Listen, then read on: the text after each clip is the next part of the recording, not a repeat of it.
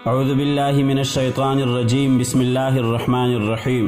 ناظرین اکرام، بلا شبہ شب برات ایک عظیم الشان اور بابرکت رات ہے جس کی فضیلت بہت سی احادیث سے ثابت ہے، اور اس دن میں بہت سے اعمال کیے جاتے ہیں جن میں سے ایک نصف رات کی دعا بھی ہے، جس کے بارے میں حضرت علی بن ابی طالب رضی اللہ عنہ سے روایت ہے کہ رسول اللہ صلی اللہ علیہ وسلم کا ارشاد ہے کہ جب نصف شعبان کی رات آ جائے تم اس رات میں قیام کیا کرو اور اس کے دن یعنی 15ویں تاریخ کا روزہ رکھا کرو، اس لیے کہ اس رات میں اللہ تعالیٰ سورج غروب ہونے سے طلوع فجر تک قریب کے آسمان پر نزول فرماتے ہیں اور ارشاد فرماتے ہیں کہ کیا ہے کوئی مجھ سے مغفرت طلب کرنے والا جس کی میں مغفرت کروں؟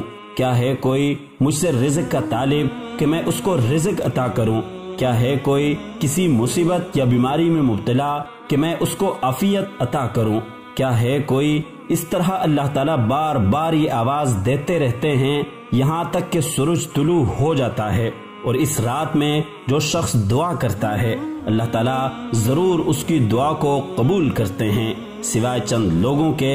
اور آج کی اس ویڈیو میں ہم انہی لوگوں کے بارے میں بات کریں گے جن کی دعائیں شب برات جیسی عظیم الشان رات میں بھی قبول نہیں ہوتی۔ حضرت ابو موسیٰ اشعری رضی اللہ عنہ سے روایت ہے کہ رسول اللہ صلی اللہ علیہ وسلم نے ارشاد فرمایا، بے شک اللہ تعالیٰ جھانکتے ہیں یعنی متوجہ ہوتے ہیں نصف شعبان کی رات میں، بس اپنی تمام مخلوق کی مغفرت فرما دیتے ہیں سوائے مشرک اور کنار رکھنے والے کے۔